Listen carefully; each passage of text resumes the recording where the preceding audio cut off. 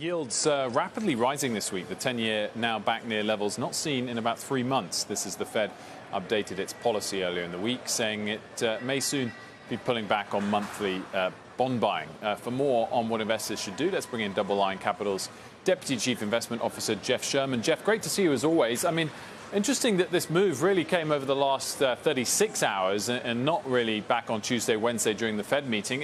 Is the driving force behind this, in fact, the Bank of England, not the Fed? No, I still think it's the Fed. I mean, when you think about what Chairman Powell said, he kind of let the cat out of the bag during the press conference once again. And he has this propensity to do so. If you think back to kind of the days of automatic pilot as well. But that was a very quick reaction to the bond market. But I think what people realize is as they digested what the Fed's behavior was, is that the rapid rise, the rapid pace to which the Fed expects to get out of their bond purchase, I think is what kind of caught the bond market by surprise. And it took a little bit of time for people to digest that. And what I mean by that was a casual comment by Chairman Powell, where he came out and said that he expects to be done with their bond purchases by mid-2022. And so if you think about the pace with which the last tapering was done, it was over about 10 months or so. So depending on when they start, they're likely to announce the reduction in purchases in November. But you're talking about somewhere between 6 to 8 months and reducing by $15 to $20 billion per month of these purchases. Now, at the surface, it doesn't sound like much when you're buying $120 billion worth of bonds per month. But if you think about, well, who's been the marginal buyer within the marketplace, it has been the Fed. And that's a very large discrepancy from where they are today. So it's not shocking to see that here we are, we're back to the levels we saw at the end of the second quarter. So assuming that is how it all plays out and we don't need to see or actually see a rate hike until 2023, where would you expect long yields to be by the end of that tapering process, mid or third quarter of next year? Well, I think, you're at a very critical level today. Here we are with the long bond being at 199, and, it doesn't sound like a big number, sub 2%, but we haven't seen 2%, like I said, really for a period of time now. And so it's been very brief at these levels, but the 10-year is kind of breaking out of its range. That 138 is something we couldn't really breach for about 3 months, as you mentioned at the top of this segment.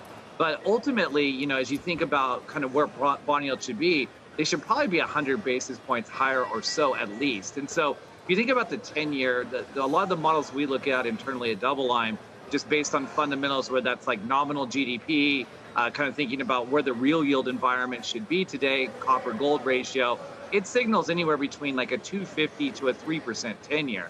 Now, we know that there's still some depression because of the Fed's buying, so this isn't going to reprice overnight. But I think you see, if you look at the signals from the front end of the curve, something like, let's call it the 5-year rate, which has set a new high for the year, people are starting to think about the Fed's willingness to really move rates up. And think about what Chairman Powell's told you in the last two kind of speeches he gave, whether it's Jackson Hole or the FOMC this week. He's telling you they have achieved their inflation mandate.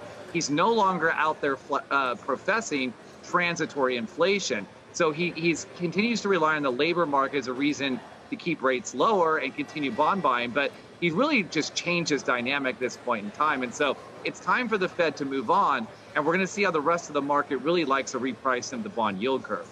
Jeffrey, that sort of goes to the question that I was going to ask you is, as you look at inflation, maybe it's transitory, but maybe it's not. Do you think rates are actually too low? I think rates are way too low. And, if you'd have asked many strategists, economists, bond folks, even ourselves, that you were going to see a 5-handle CPI print this year, where would the 10-year be? I don't think most people would be sitting here saying, well, 146, that seems very high. I think most people have said 246, 346, something like those levels. And so the transitory nature, there's pieces of CPI which will be transitory. We've already seen this in things like airline prices. You're seeing it in some instances in like hotel and leisure related assets, but we continue to see pressure in things like used cars. Now, it may not continue to accelerate at the pace it is, but if they stay elevated, is that still transitory, Courtney? I'm not convinced. But further to that, what you haven't really seen thus far is pressure from wages.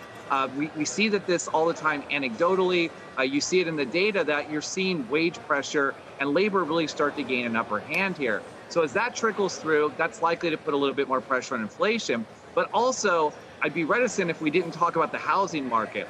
We've seen, almost 20% gains year over year in the housing data when you look at just the ownership or the price of houses. But look at rents. Rents are now coming in at high single-digit gains year over year. But then you look at what's going on within the CPI component, and you see rent and owner's equivalent rent within CPI, it's only being calculated like 2.5 to 2.6%.